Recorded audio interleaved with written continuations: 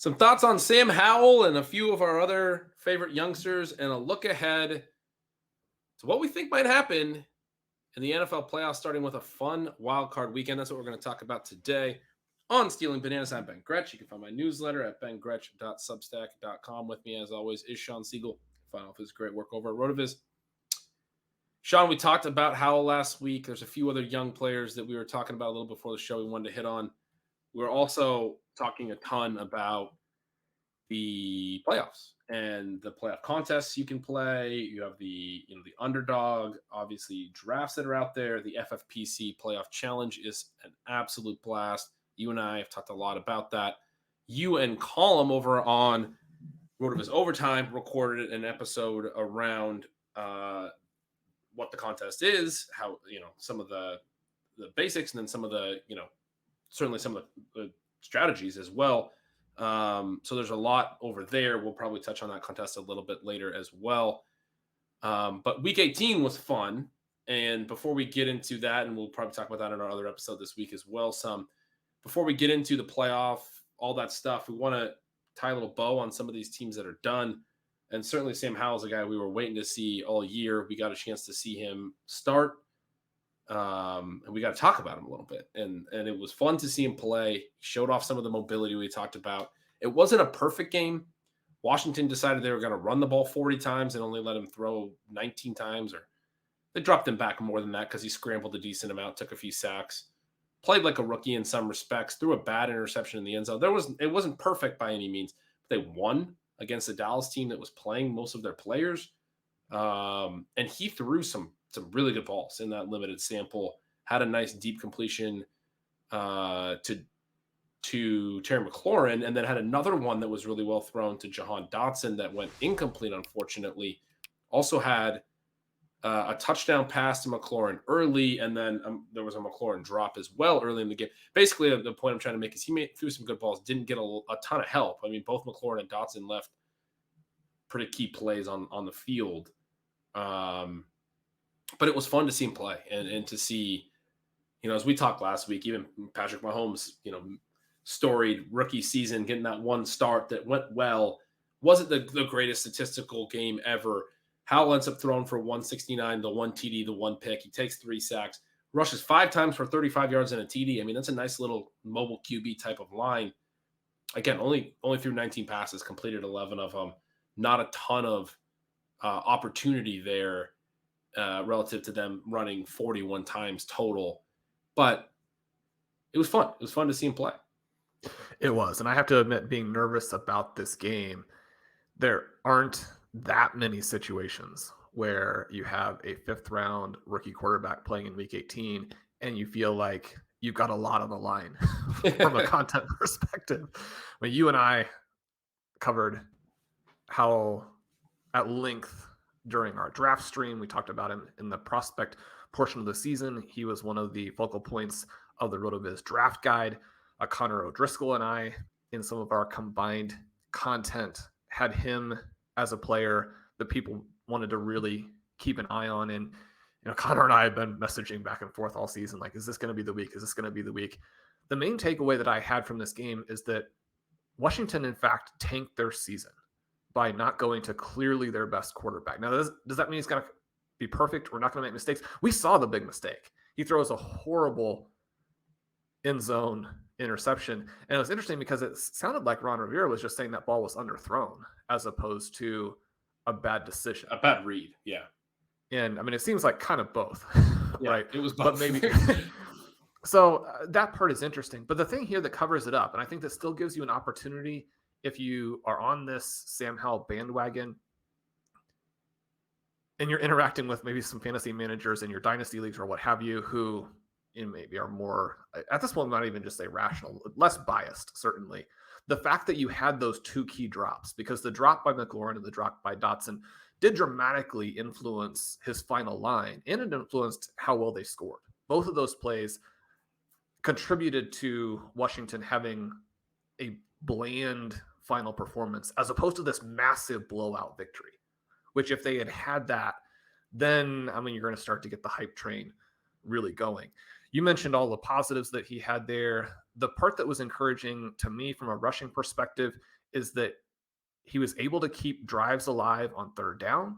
That's what you want from your mobile quarterback. They also schemed him a rushing touchdown, which that's what you want from your fantasy quarterback. Both of those things combining along with the other elements. And what you saw from him is outside of that one pass, and it was a terrible, terrible decision. And you can say, I mean, you just can't have that terrible decision within the context of really any NFL game. It's going to change the game. The decisions on the rest of the plays were just pitch perfect. And the accuracy was there at all levels.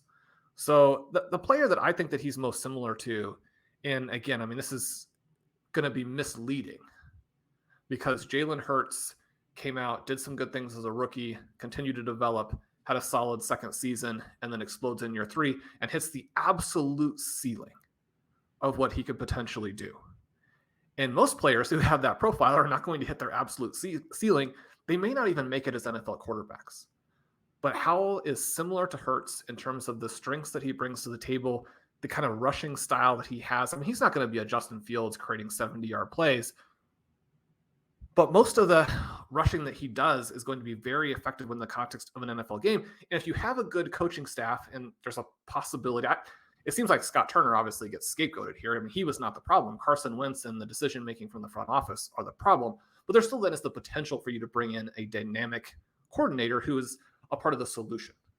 And with McLaurin and Dotson, their pieces, I mean, this could be, you know, a poor man's version of the Eagles offense at some point in the future. Basically, I go into this game excited and yet apprehensive, and you just come out thinking, I mean, this guy looks like an NFL quarterback. For those who haven't been listening since the offseason, Shawn, you hit on it briefly, and you touched about a lot of different places. You talked about how you and I spent a lot of time talking about the rookie quarterbacks pre-draft and thinking it was an interesting opportunity in a class where none of the quarterbacks were going to go high, and it was pretty clear you're going to get the potential to get some decent draft day values from an NFL perspective, and that some of these guys were probably pretty more interesting than the NFL thought about the whole class.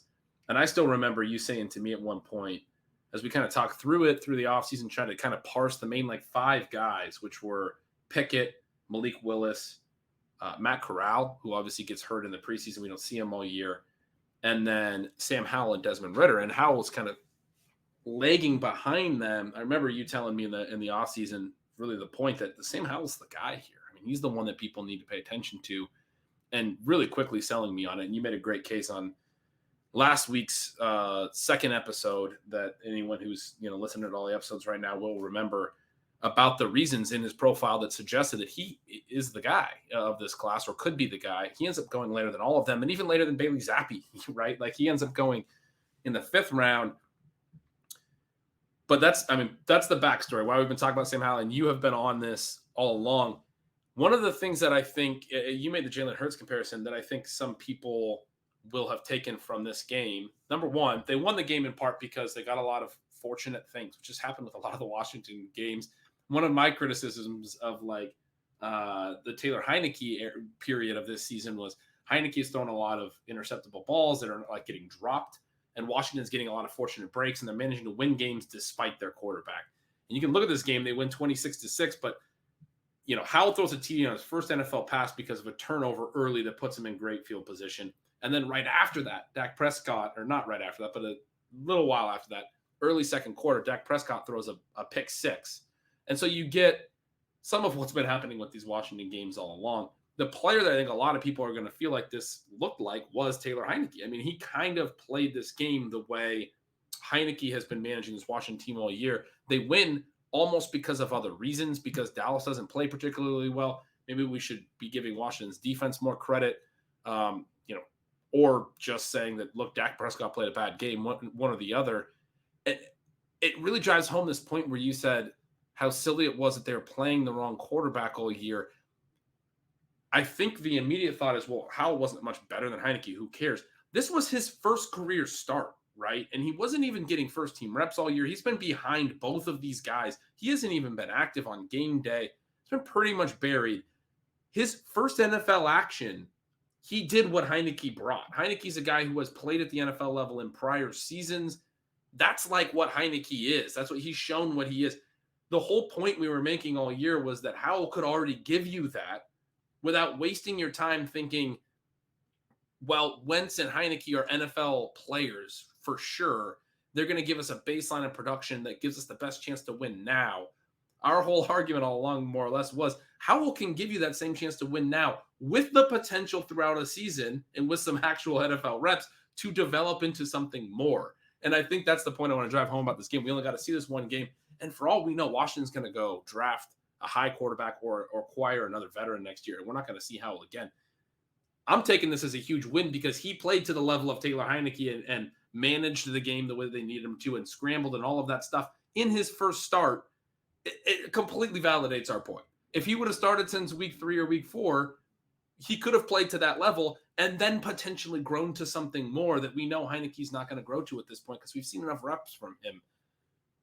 Howell, I mean, who knows how the season would have went for Washington, but it wasn't going to be demonstrably worse than the other quarterbacks. And there is a possibility that he, from what we saw this weekend, and as you just described, made a lot of good decisions.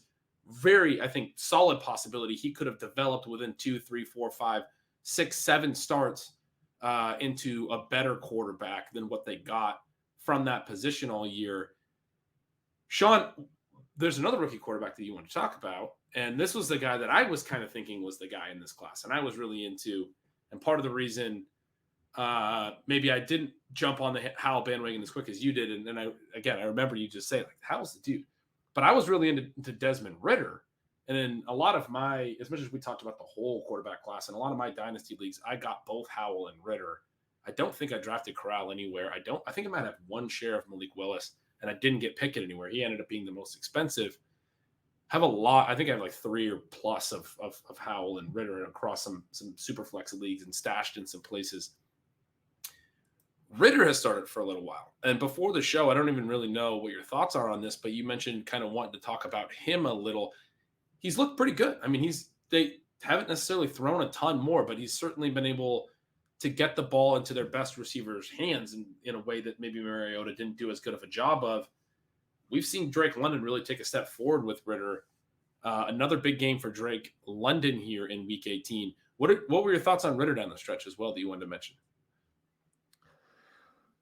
It's a similar kind of situation where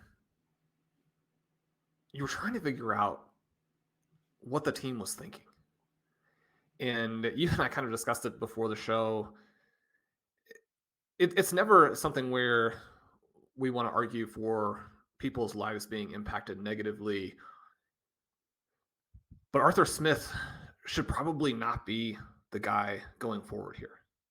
They defeat an Arizona Cardinals team in week 17 at the very end. And we know the Cardinals right now are awful. They defeat a tanking Bucs team at the end to end up going 7-10 instead of 5-12, but in the worst division in football. And as you pointed out to me, they're mostly losing the games in the division. Would have lost another one if DJ Moore has a less human reaction to the big play that he makes at the end of that game. Atlanta's been able to thread the needle between not competing and also not developing their players, because we're in a similar situation here with Desmond Ridder where we don't really know. He goes 19 for 30, throws for over 200 yards, gets the couple of touchdowns, moves the ball, shows the ability to be mobile, at least within the pocket.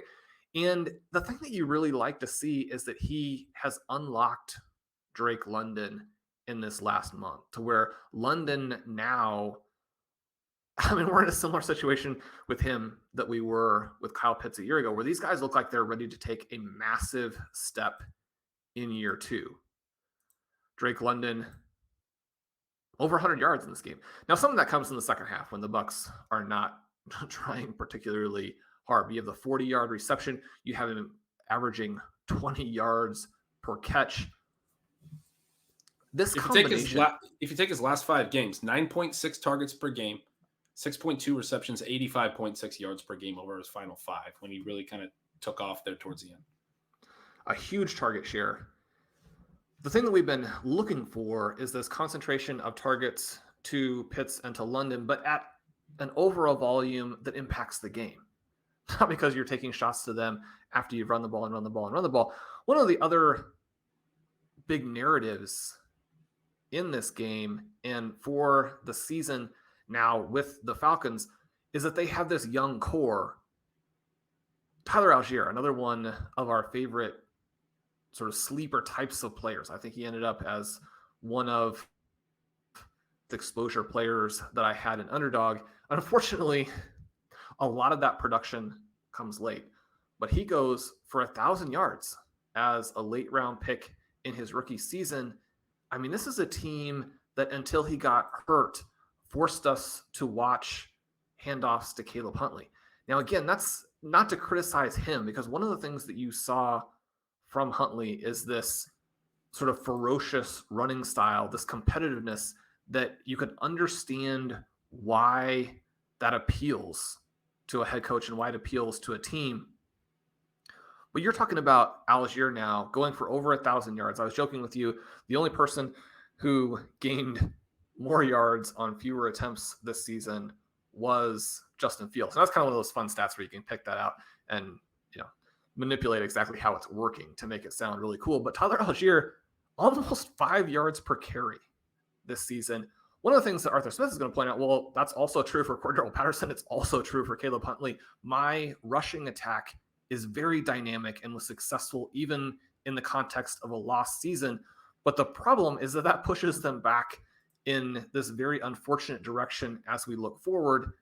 The Falcons, like the Washington Commanders, do not know who their quarterback is for next season, because even in a year where they had no realistic chance to win a playoff game, they could have made the playoffs in the AFC South. But when you're talking about developing your organization into a Super Bowl contender, you have to also look beyond just making the playoffs, which is a point that you've also made recently on the show. They don't know who their quarterback is. You have all of these questions now with Pitts performing, relatively poorly and getting injured. He did lead the entire tight end position in targets per route, which is easier to do when you don't play for the full season, but a crazy number when you think of how he's probably the biggest bust in fantasy history. You have Drake. It's got to be an exaggeration, right?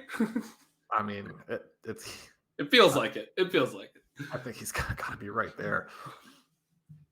And then Drake London. And now you probably know that Drake London is going to be good, but is he going to be Justin Jefferson? Is he going to be Jamar Chase? No, very few players are going to be that. But you have uncertainty again because you don't have a quarterback. You've got these two receivers that you drafted incredibly early who have hit. And yet, what are we going to get next season? We're going to get the 2023 version of Caleb Huntley being the guy who the offense runs through. You have multiple questions here. The first is, do you want to be a Tennessee Titans type of club? And one of the things that we saw this season was that the ownership there said, no, we don't want to be. We're going to fire our GM despite all of the success he's had, because he's not building a Super Bowl champion. He's building a competitive regular season roster. The Falcons are doing that, but they're also then telling you, we're going to run the ball, which is not the most efficient way to do it. Obviously, there's volumes and volumes and volumes of research in that direction. So many different ways out there. People are familiar with that argument. But even then, it's going to be a thing of, you don't have Derrick Henry with nobodies. You have superstar receiving talents, and then you have a coach who's very willing to not even play his best running backs. You don't want a team to be built around the weaker components. And if you're not going to win games and you're not going to develop your roster, and you don't have an overall philosophy, even in a more positive scenario where you had done those two things, you don't have a philosophy that's Super Bowl winning, it makes sense for your organization to go in a different direction, right? But it also, for us as fantasy participants, it leaves a ton of question marks for all of these guys as you go into 2023, because in most cases, you're going to want to have exposure to players like Kyle Pitts and Drake London, definitely get some shares of Tyler Algier, and have a dual threat quarterback as at least a part of some of your rosters to complement probably the stud that you're looking at earlier. But the Falcons have injected so much uncertainty to that even for managers like you and I who are willing to embrace a lot of uncertainty, It's tough. So much of it, I mean, it's tough, but also you're probably going to be looking at prices then where the uncertainty actually skews in a negative direction, to where you've got to hit on the positive scenario, and there are a lot of negative scenarios that aren't as heavily priced as they should be, just because the players are so exciting. But then where do you go with that? How do you win with it in fantasy? That's a great last point, because Pitts and London are so exciting. They're still going to be somewhat pricey. The comp before you made that point that I was going to bring up, as you were saying, the rest of it was the Jaguars from last year and how they looked, and how Urban Meyer didn't develop that offense at all in Trevor Lawrence's rookie season, and how everything went made them not very appealing coming into this year for most fantasy drafters. I think there are a few guys that went reasonably. Obviously, ETN was getting plenty of buzz. He didn't even play last year. You had Christian Kirk as a big signing, getting some buzz. Zay Jones, total afterthought. Evan Ingram comes in, total afterthought. There was some concern about Lawrence in general, and we didn't know what this offense could look like. And they've had a pretty strong season. They obviously end up making the playoffs. And from a fantasy perspective, with a little bit of a concentrated offense, have some really nice hits late in the season for people. Zay Jones winds up being a pretty big part of sort of the late season best ball equation. Evan Ingram's big games. I mean, had almost a 40-point PPR game. Anytime any tight end does that, you're immediately relevant. I mean, like, you do that one time, the rest of his season wasn't like that amazing, but you have one explosive game like that, then you're on the map. Absolutely a tight end. Kirk, obviously strong season. ETN has, big moments, didn't really close incredibly. There's a lot of ways it can go. I mean, there's moments with all those guys that they didn't look great this year, and Atlanta can have a full season next year where they look bad again, and these players can have a full season where they look bad again. The difference here, as you are talking about, is it doesn't look like the Falcons are going to replace Arthur Smith.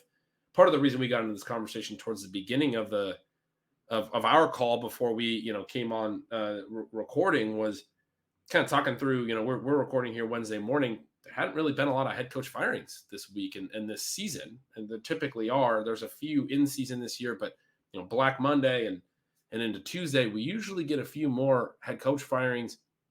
There was some stuff this year about the NFL doing some reports about how much money NFL teams have been paying to coaches and GMs that aren't working for them anymore, essentially because they are signing these guys to huge contracts and then firing them. Maybe some of that's in play. We also, Shawn, when we were talking, went through a lot of the teams. Kind of hard to find a lot of the teams where you would expect there would have been firings that there weren't. I mean, like a team like Chicago wasn't really set up to be great this year. Sean McVay might still step down. The Rams had a really bad season, but recent Super Bowl winning head coach, he can kind of do what he wants. The Raiders had one of the worst records of teams that didn't replace replace coaches already, or dismiss coaches already. And they obviously, first season with Josh McDaniels, are probably going to give him some time. Do you have a question about that, though? I mean, maybe. Would you prefer to go with Derek Carr than Josh McDaniels if what you're hearing is we may get Jimmy Garoppolo? I mean, you're going to get a bland offense that doesn't do a lot to complement a mediocre defense. I mean, Josh McDaniels has head coaching experience and a resume that he has to convince us is not who he is. Right. But they bought into that before they hired him. And so I don't think this year's I'm with you, but I don't think this year is going to be the year that we lose him from the current coaching pool. The really only other teams I could see when I was looking around, I mean, like Tennessee ended up having a bad year. You're not going to fire Mike Vrabel. He's been a great coach for many years. Some of the other teams that had down years, Cleveland got thrown out. Like, I don't think that was realistic. The Jets 7-10 season is actually like a positive for them. And that's how it feels for the Falcons. The two other teams I think that didn't replace their coaches that I think make some sense are the Saints and the Falcons, and really the Bucs. But they end up making the playoffs. They might still make a change. Who knows after this playoff run? They end up going 8-9, kind of a disappointing year for them. But the Saints go 7-10. The Falcons go 7-10. Those are not bad records. The reason I'm kind of going into all of this is you start to think about why we didn't have very many coaching changes and stuff. And we're talking about Arthur Smith. You made a great case for why he should have been, and readers are stealing signals will know that I agree with that. But we were talking and going through kind of how Atlanta got to 7-10. And we know they ran very run heavy. They tried to slow games down, basically play a style that kept games close and gave them a chance to win. They end up at 7-10, better than they were expected to be. I'm pretty sure they went over their preseason win total under. I bet it was 5.5 or so. I can't remember. I don't know the exact number. Actually, I have it here on their Pro Football Reference page. It was 4.5. So they definitely go over that 4.5. They're expected to be one of the worst teams in the league. They go 7-10.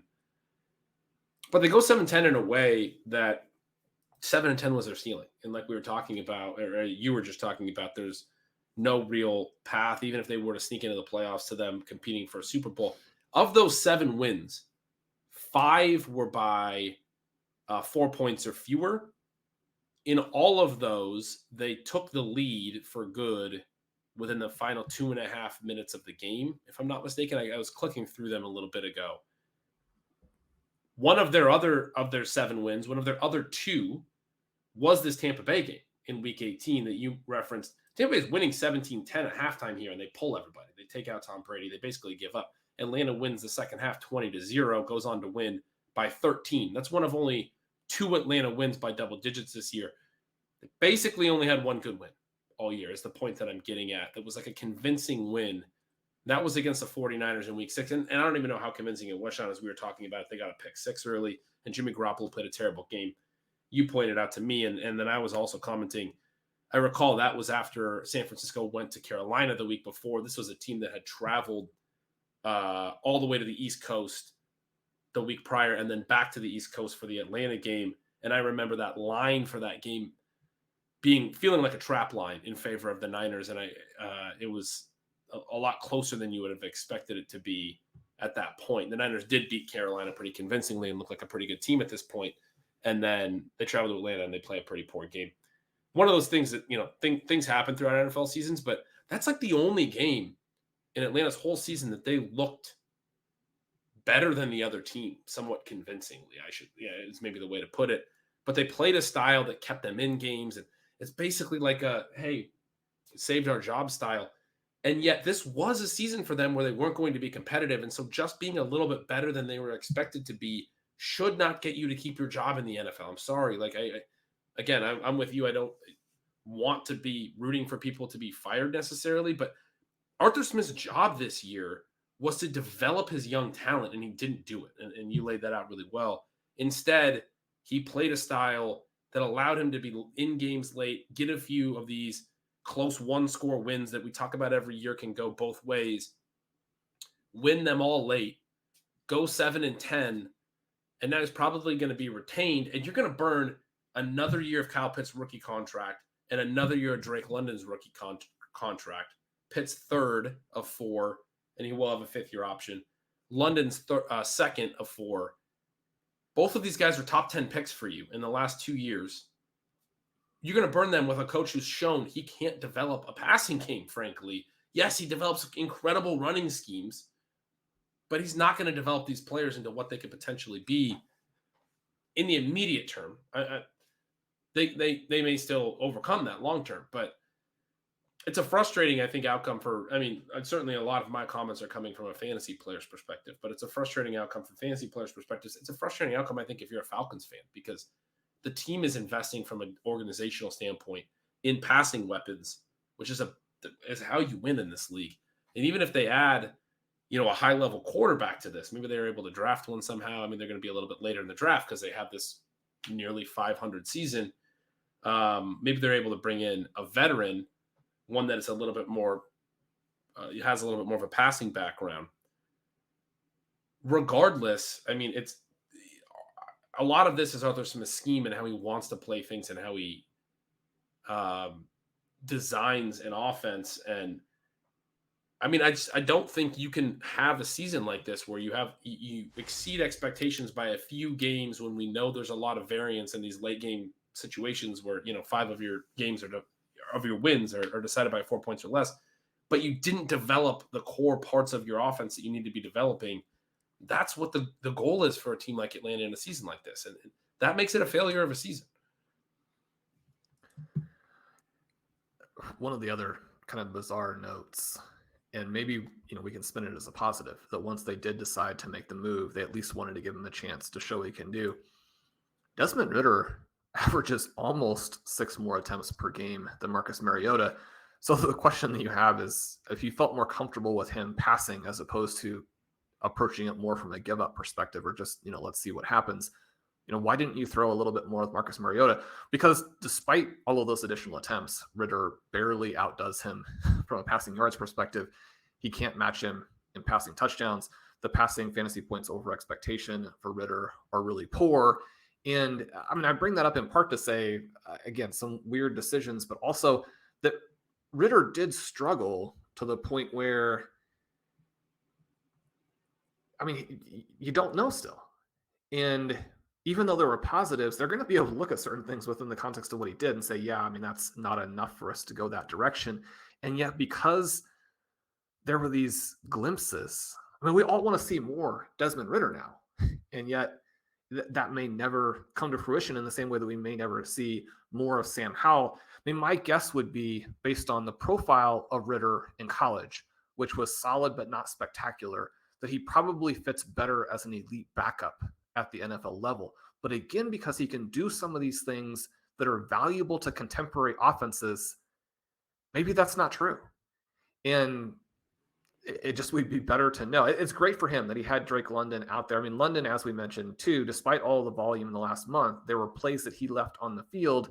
And yet one of the things about being a star is that you are so good overall, have so many strengths. You make certain things look so easy that you can also have bad plays and still be a big time contributor. That's almost what Drake London looks like, to where you say, okay, well, if London stops making some of these, maybe call them rookie mistakes, maybe they're just mistakes. But if he eliminates a few of those, you're looking at London as a massive hit to go with Kyle Pitts, who's a massive hit. I don't know. The reason this is so frustrating to me is I'm still very much an Atlanta Falcons believer, or at least an Atlanta Falcons dreamer. There is so much talent here. Yeah, it's fun. There is a lot of talent. You say 6 more pass attempts per game, and that is a positive. I will note, that still wasn't 30 pass attempts per game on average. It's just that Mariota was at historically low levels. Ritter still at extremely low levels. Like, he was at 28.8 per game, it looks like, pass attempts. That paces you to be, for most NFL seasons, and I think the bottom 3 of the league in terms of team pass attempts is where you would be if you're averaging about 28.8 pass attempts per game. So they got a little bit more pass heavy. When I say a little bit more pass heavy, they weren't historically low, right? They weren't the lowest, in the range of the lowest we've seen for X amount of years. What's interesting about that is actually the Bears ended up throwing even lower than them, but both the Falcons and Bears were historically low this year. When I say historically, when I looked at that midseason, the Bears, most recent team that had thrown fewer pass attempts per game than them at that point was the 1991 Raiders. We're talking about early 90s, and that's, I believe, where it finished up, but I'm not 100% sure. There might be another team or two in between there. There's a team in like 2004. I want to say it was the 2004 Steelers that was very, very low. The Bears might have ended up just ahead of them. At any rate, Falcons threw a little bit more with Ritter, but still very low for a regular season, just not low for a decade, right? Like they did with Mariota. But enough about the teams that we wish would have done things differently in the regular season, which is now concluded and is done, and we can move on from. We're going to have to talk about it all offseason, and it is, a great point. We're not going to get to see any more from these Falcons players, and we're going to have to make bets on them. We may never see more from Sam Howell at all, so we have to at least celebrate that while we can. What we're heading to now, though, is a playoff that looks really fun. And like we said at the top, Shawn, the FFPC Playoff Challenge is incredibly fun. The real high-level breakdown of it is you pick a 12-man roster. It's cumulative points for the whole playoffs, so you have to consider that some teams are going to play more games than others. You cannot pick more than one player from any team. There are 14 playoff teams, so you're going to have 2 teams that you don't pick anyone from. You're also going to have 2 that we call like soft fades, which will be the kicker and the DST, so you're not picking a player from. You're picking a kicker or a defense from. Then there's 12 roster spots between the quarterback, 2 running backs, 2 receivers, a tight end, 4 flexes, and they have to be only one player from each team. You can't stack. You can't do any of that. So kind of understanding the contest is fairly easy. Those are the rules. It's pretty simple. Understanding how to play it is a lot more complicated, and you have to think through how you think the playoff might go, where people might not think through, where there could be some surprises, some upsets, some player. You want from the teams that travel farther in the contest, you're going to be wanting, your quarterbacks or your running backs or players that have the potential to amass a lot of points over multiple wins. And so you need to have this idea of how the bracket's going to look. And like I said, Sean, you and Colin did a great job talking about this already over at RotoViz Overtime. People can get more information about this contest over there. We also have the Underdog playoff drafting contest, which, again, I mean, that's a little bit different. Each round you have to score well to advance, but you need to be cognizant of how you're projecting this bracket and what teams you're projecting to advance.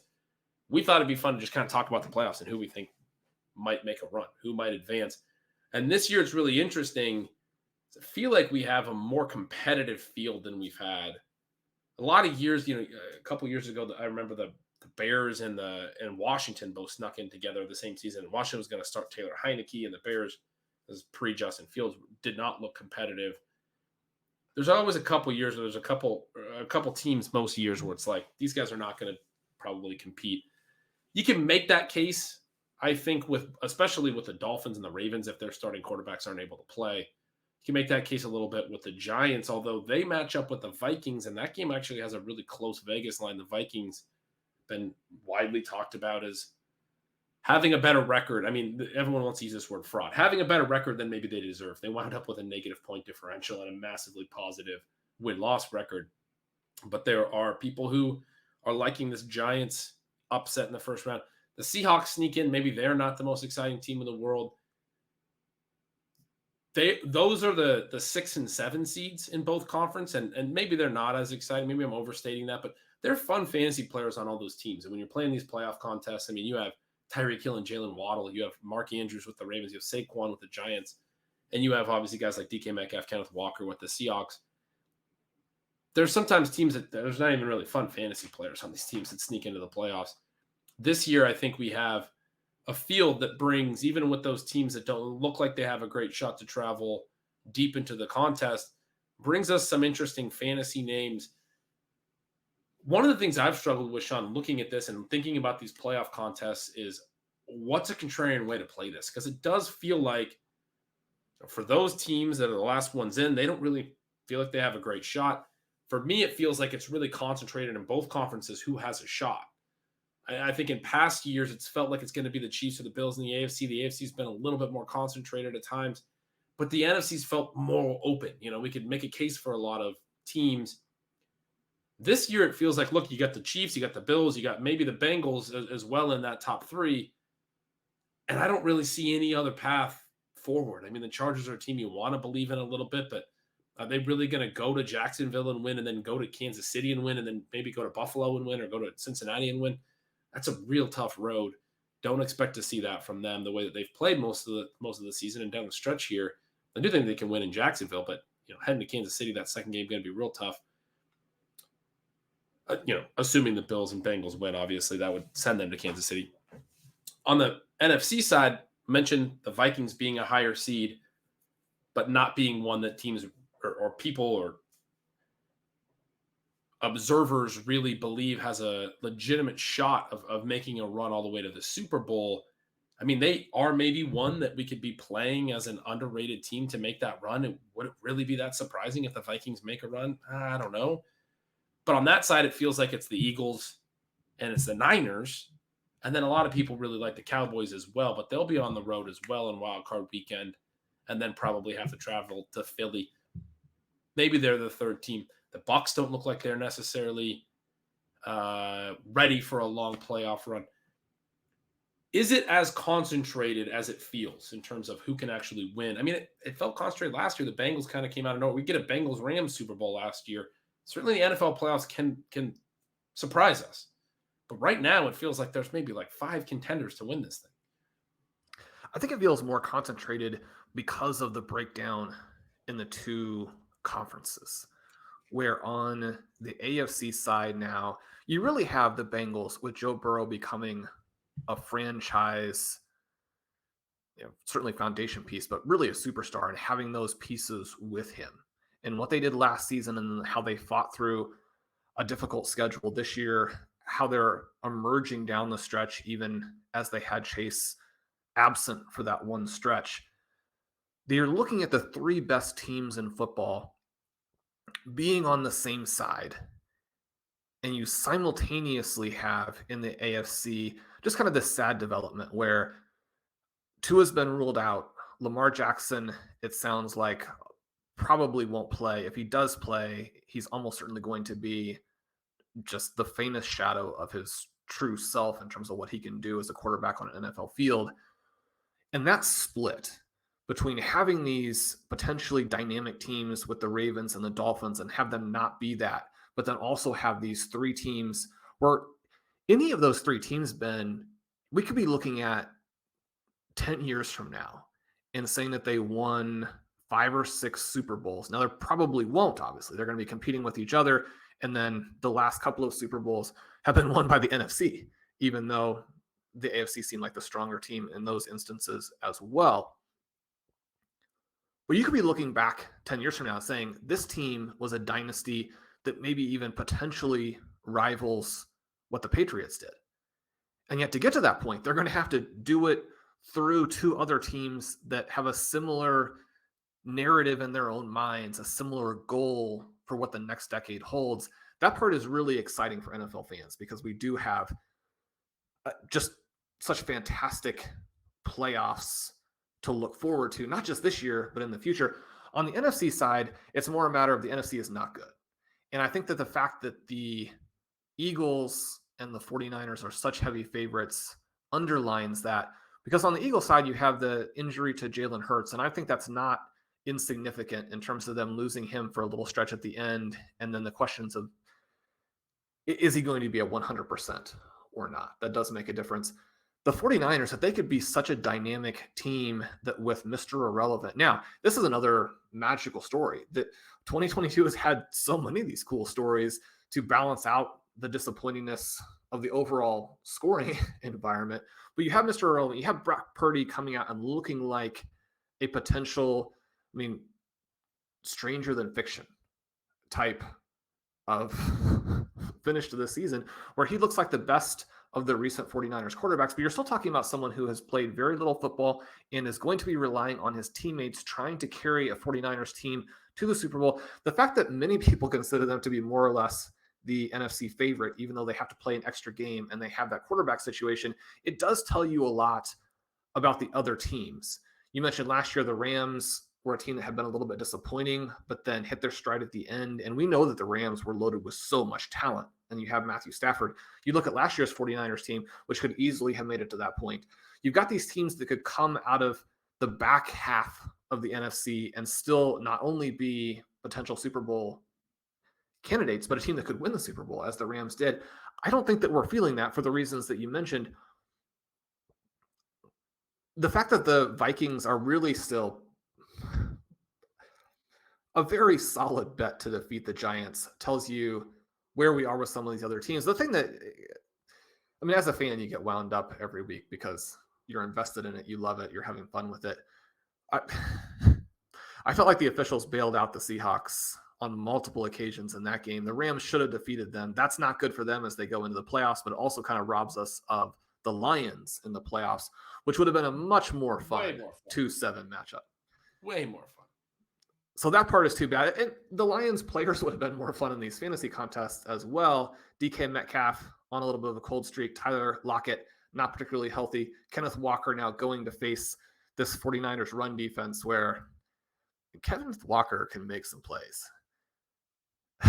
That dude, his ability to explode laterally and then rocket up the field, you only have a handful of running backs in the entire NFL who can do that. We can't eliminate the possibility that he actually does some things in this contest, offers some big plays that not only get you some fantasy points, but also, Geno Smith has played well enough. If Brock Purdy actually does have his first mini meltdown, you could see the Seahawks coming through here. I don't think it's impossible to play them as an underdog, but you're not going to see that in most of these postseason contests. I don't think that you probably want to play it that way. Then one of the interesting things about the playoff contest is you have a couple of different ways that you can do it. in order to be unique, and you know that you're going to have a little bit of diversification to win the overall tournament in all likelihood. It's always possible that one of these lineups that is duplicated 10 or 15 times wins. I mean, that lineup could win, right? But to win in a way where you've hit the perfect narrative, and by that I mean what actually plays out, and you win the money yourself, you're going to have to be diversified a little bit. That's also going to be true in terms of how you draft the underdog contest.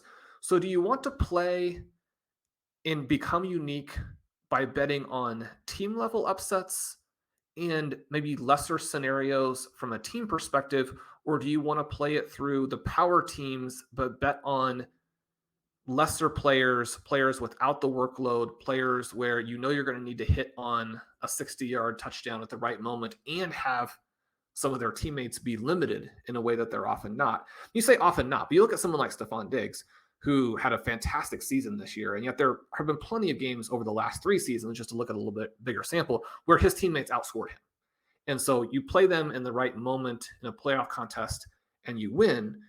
You can go that route, but those, I think, are some of the tensions. The underdog contest, interesting because you have to advance. And so I think that especially in that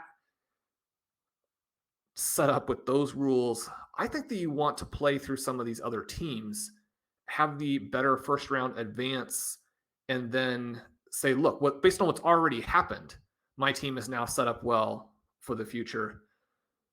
It's tempting to think that the FFPC contest doesn't work that way, but who you play in the first round could determine whether or not you win. You look at those kind of 6 wild card losers, and you want to have your 2 full fades, ideally teams that don't do anything from a fantasy perspective.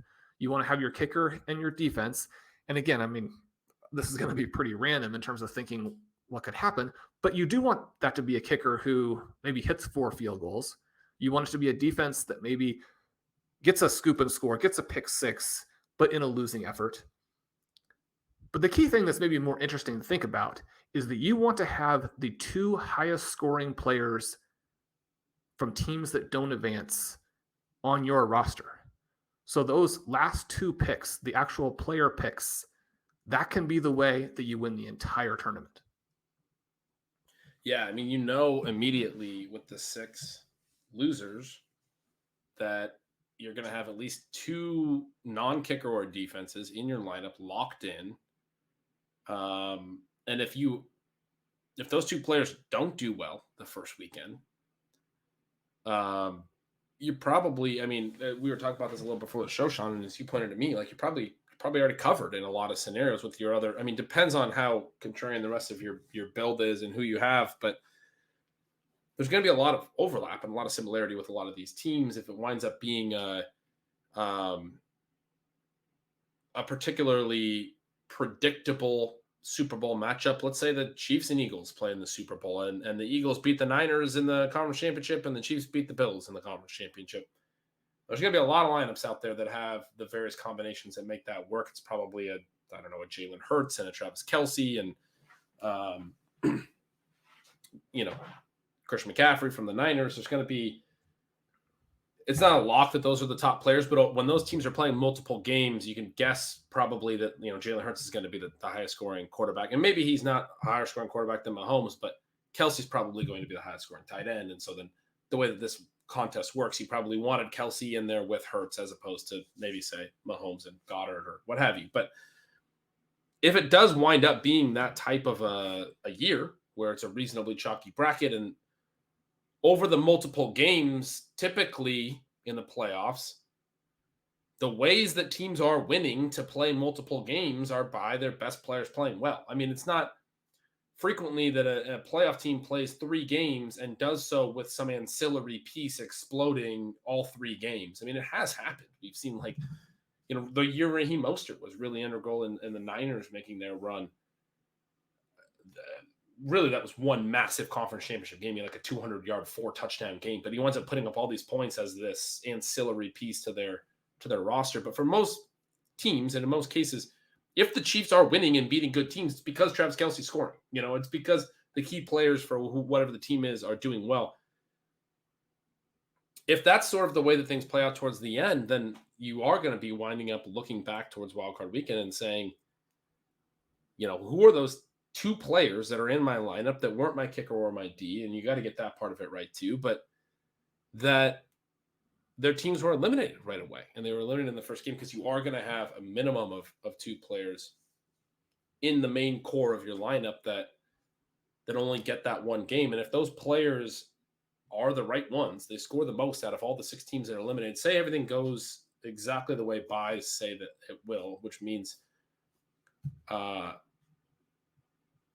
slight flip from the way the market says the Dallas Tampa game will go, I guess, and also the Chargers Jaguars game. Both the 5-4 games we have the road teams favored. So anyway, we'll just say for simplicity's sake that the higher seeds are going to win every game. If that's the case, you have the Seahawks, the Giants, the Cowboys, the Chargers, the Ravens, and the Dolphins that all lose.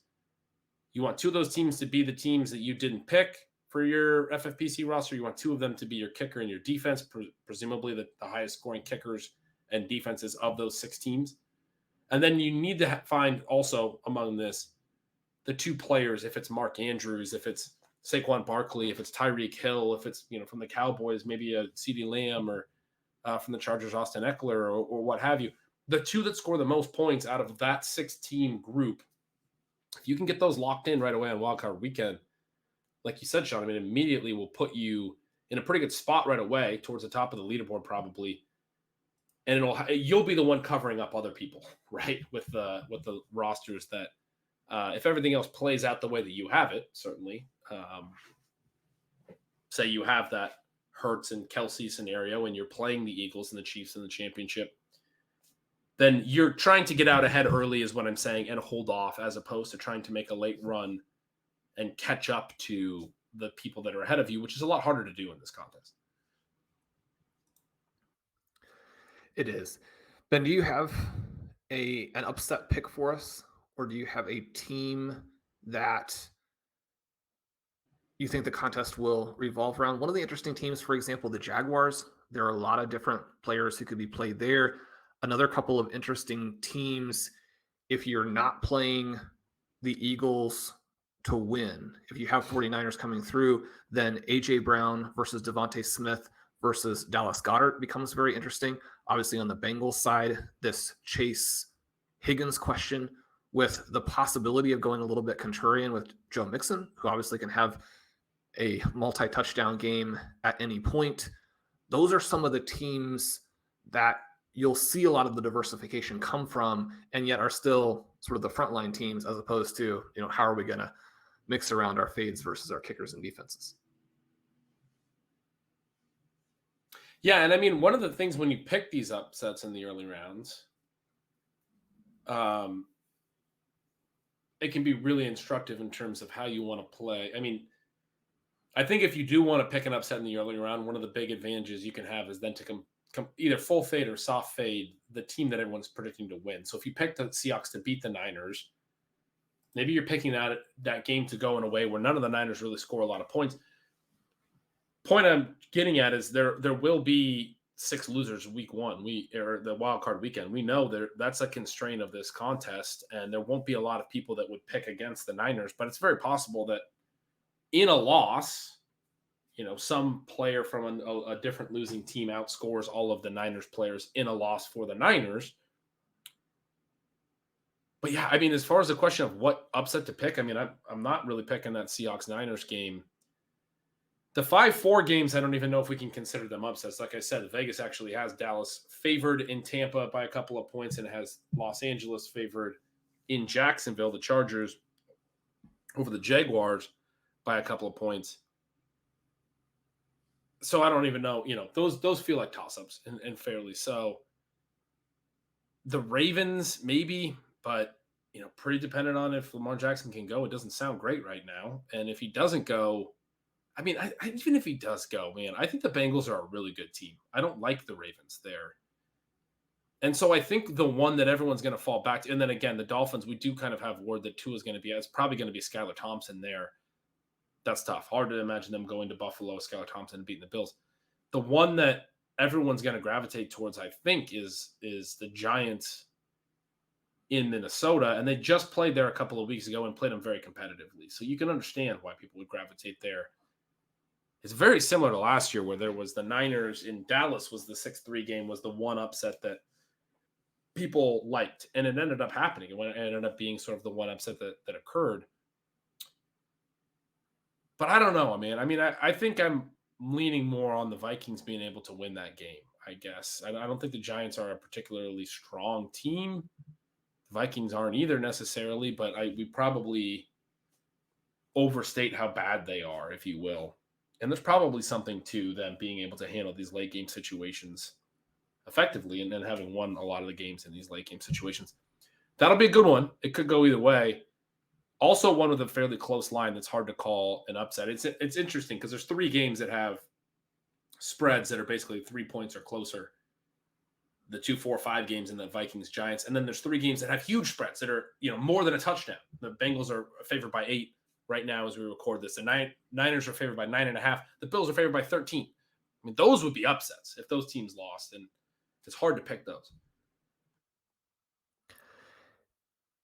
One of the first questions that you're going to deal with in terms of creating that uniqueness is whether you want to try and pick all the games perfectly and you're comfortable picking a player off of, let's say, the Seahawks or the Dolphins, knowing that their chances of advancing are minuscule. Or do you want to pick it in such a way that you're trying to keep flexibility to have your kicker or defense be alive if you're wrong, knowing that you're probably not going to win the contest, but you're going to finish higher up in the contest? That's something that I think is interesting to think about. The Jaguars-Chargers game is interesting from the perspective of if you play the Jaguars to win, who are you playing? And the flip side of that is if you're playing the Chargers to win, do you have the guts to play it and to think through the entire build of your roster from the perspective of the Chargers beating the Chiefs? And I think that becomes even more interesting if you look at the underdog contest and the necessity to get players through to advance in the first round, and then also to have enough players live in the second round to advance there. There's always going to be a lot of focus on, do you have enough exposure to your theoretical Super Bowl, but you want enough players live in that second round to advance. So I think that those are the games that are most interesting to me. I don't think it's a surprise, but Jaguars, Chargers going to determine a lot of the direction that people go. And then I guess my other big early takeaway is I think that the Cowboys are probably overplayed in that, I mean, they're going to lose, right? We just watched what they were against Washington. This game at the Buccaneers, I mean, the Bucs are bad too, but you have Tom Brady with a couple of these weapons. Winning that game is not set, and then you're going to go and lose in the next round to the Eagles. And so as you play through it, you want to consider the prices for that in Underdog. You want to consider who you would need to have. But I do think that it's compelling to play a lot of the main pieces and not get off of the key guys as your way to diversify. Would you say that that's also your take for the FFPC, with the fact that we have 12 players in the contest and that we have such high scoring options that you would have to pivot from? Yeah, I think one of the mistakes people make is getting too far into the weeds and trying to play a really contrarian piece. I mean, it's vaguely interesting to think about the good teams, some of the secondary pieces that could come alive. We just talked about like the Raheem Mostert thing last year. Gabe Davis had the monster game. But actually in the winning lineup last year, Josh Allen was the quarterback. Even though he only played 2 games, it was somewhat unique in that respect. But there weren't basically enough people that played Gabe Davis to get this perfect, configuration of the plays around him. So playing Gabe Davis probably, I think, was the optimal. I'm actually not sure what the exact optimal outcome was last year, but he did have a 4-touchdown game. Maybe it was still Allen though, because I know he threw all of those and he had a monster 2 games that he played. But you can see scenarios where some secondary pieces that are very not played at a high percentage, like say maybe a Jerick McKinnon has a great 3-game stretch for the Chiefs. You can see that type of outcome, but it's tricky. You can only pick one Chief, and so like that's not even an example I love because Travis Kelce is. If the Chiefs make a Super Bowl run, he's very likely to be the tight end. I mean, it's just sort of the way that this contest works. Maybe the Niners, they spread the ball around a little bit. Maybe there's secondary pieces there. For the teams that are going to lose in the first week, potentially, and there will be 6 teams, in a lot of cases, you can just play the best players on those teams. I mean, we were talking a little bit before, but there's not a lot of people that are going to play Mark Andrews because they're not going to think about the Ravens as being a long-term play in this contest. But if he has 10 catches in a loss, he can still be. This is why we framed it as you want the highest scoring skill players, the 2 highest of the 6 losing teams. So Mark Andrews has 10 catches in a loss. He can be the right losing team skill player to have, even at a flex position. Not a lot of people going to play options off of the Dolphins with Skylar Thompson at QB because they're going to think, I want a player that I think has a chance to win and go on to the next round. But you can make a decision that's like, I know they're going to lose, but I still think Tyreek Hill is going to be one of the highest scoring 6 players that loses in the first round. And so there are like really good players like Tyreek Hill, Mark Andrews that are probably not going to be played on a lot of rosters because most people are going to look at this and think, I want to take players on both sides of the Chargers and Jaguars game because I don't know who's going to win that. And I want to make sure I'm basically delaying my loss. Like we talk about with NFL teams, I want to make sure that whatever team wins, I have a player that's moving on.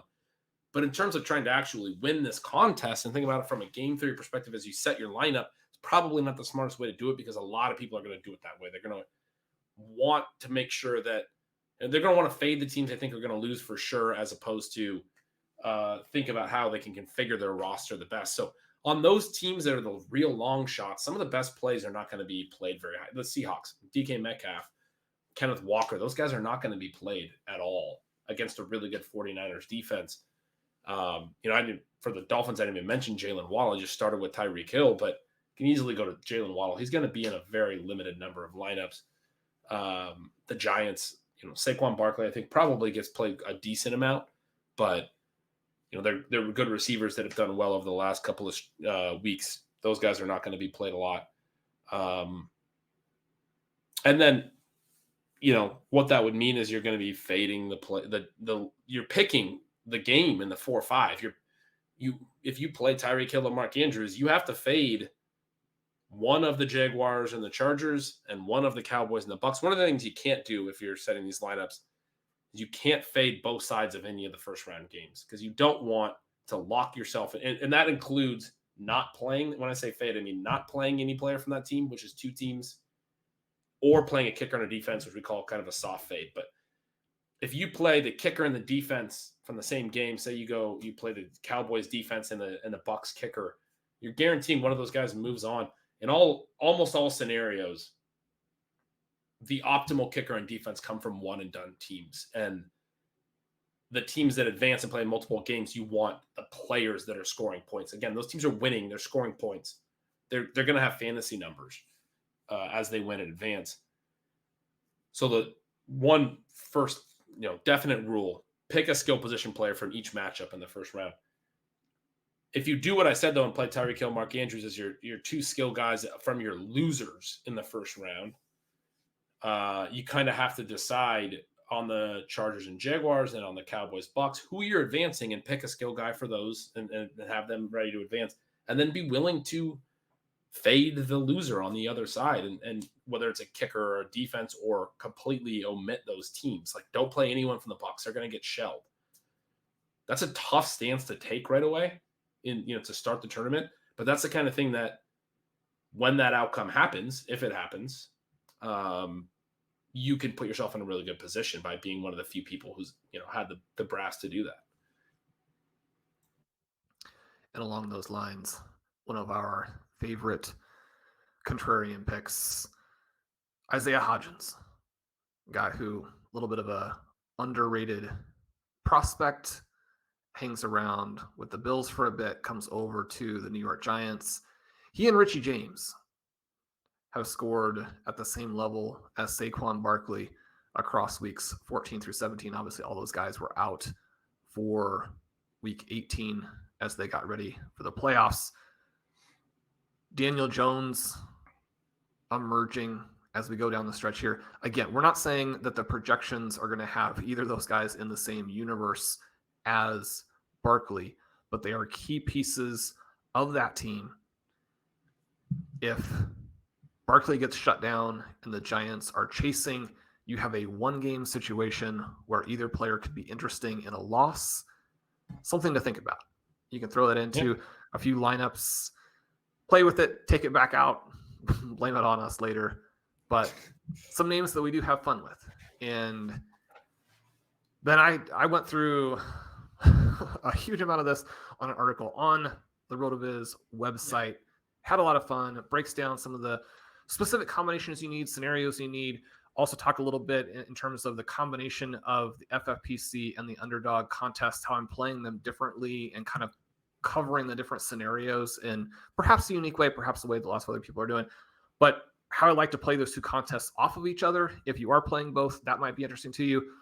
We also know that you and the ship chasing crew are maybe the leading resource for the fantasy community, the podcast community on this contest.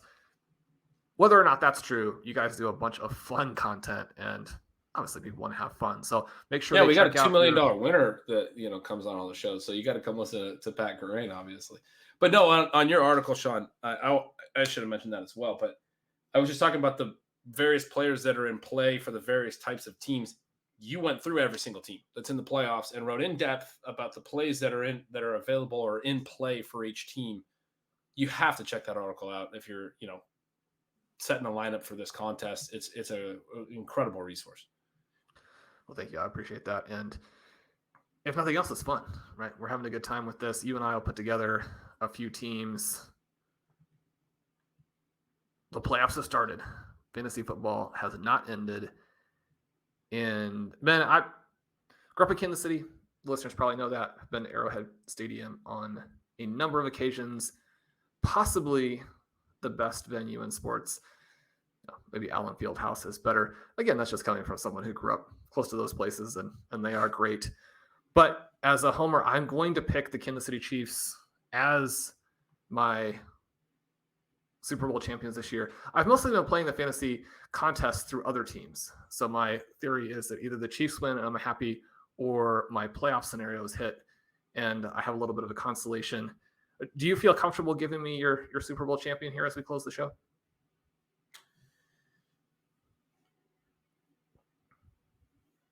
Seattle Seahawks. No, God, no. I'm trying to pick someone other than the Chiefs because you just picked them. Not usually great radio when you just agree on everything. I think the Chiefs are going to win this year as well. But we did a whole show in which he is a viable name to mention, and you did not get A.J. Brown or, in this case, the Eagles in there. It's not going to be A.J. Brown carrying 3 Chiefs defenders through a pass interference and then on his back the last 5 yards for the touchdown as time expires. I mean, that'd be sweet. The NFL playoffs are always interesting because, I mean, these teams, they go all out, right? And there's a lot. I could see the Bengals doing it again this year. I can see the Bills definitely doing it. We talked a lot last offseason about how it felt like the Bills year, or this time last year, a couple weeks later than this last year, about Bills kind of just got a little unlucky that things didn't work out in their favor because that was their year to win, and how narrow these windows can be. And I was kind of thinking about those shows we did, Shawn, as obviously the really tragic events with Damar Hamlin, but how that's kind of created an unfortunate thing. I mean, there's a lot of, certainly we weren't predicting that scenario, but there's a lot of things that can happen. Bills have another great regular season. Late in the year, something happens, and now they're coming from the 2 seed, and it makes things a little bit more difficult on them. I'd love to see them get their Super Bowl. Obviously, fans of the team, longtime fans of the team, watch them go to 4 straight in the 90s and lose all 4, and then go for a really long time with not even making the playoffs. And this is a fun era of Bills football that those guys are some of the best fan base in football. We got a lot of friends of the show, obviously, that are up there. We had the back-to-back FFPC champion, Go Bills team, obviously. We had Dom on a couple weeks ago, and our buddy Mike Leone. I would like to see the Bills win, and you can certainly see it. I mean, there's going to be some great football games. You can certainly see the Eagles making that run, and then it comes out of just one game. I mean, they can beat anyone in the AFC in one game. I think they're good. The Eagles certainly. I feel like the smart money's on the Chiefs, but Bills, Bengals, Eagles, I believe in all those teams. Niners, maybe, but a little tougher to see with Brock Purdy. I think it's going to come from one of those top teams this year. I really do. So Kansas City Chiefs, 2022/23. I don't know how we say it. Super Bowl champions, rooting for all these teams, rooting for the players, rooting for all of you as you put together your playoff contest lineups. Hope your 2023 is off to a fast start. That'll do it for today's episode of Stealing Bananas. I'm Shawn Siegele. With me, as always, is Ben Gretch. You can follow at yards_per_Gretch. Gonna have some cool Stealing Signals content in the near future. Obviously, the Stealing Lines project is giving you chances to win bets all the time. We'd love to have you over at RotoViz. We have a couple more days, I believe, with our RV Radio 2022 promo where you can get 25% off a 1-month subscription. If you want to check out that article and just don't want to buy a full year, that's 25% off for you. The 2023 version, RV Radio 2023, gives you 10% off a full year sub. Then you and I would love to have people leave us a rating and review, subscribe to the feed, drop some comments on YouTube. All of those things help us. Also, don't feel like you need to do any of that. We love you either way. We'll talk to you soon.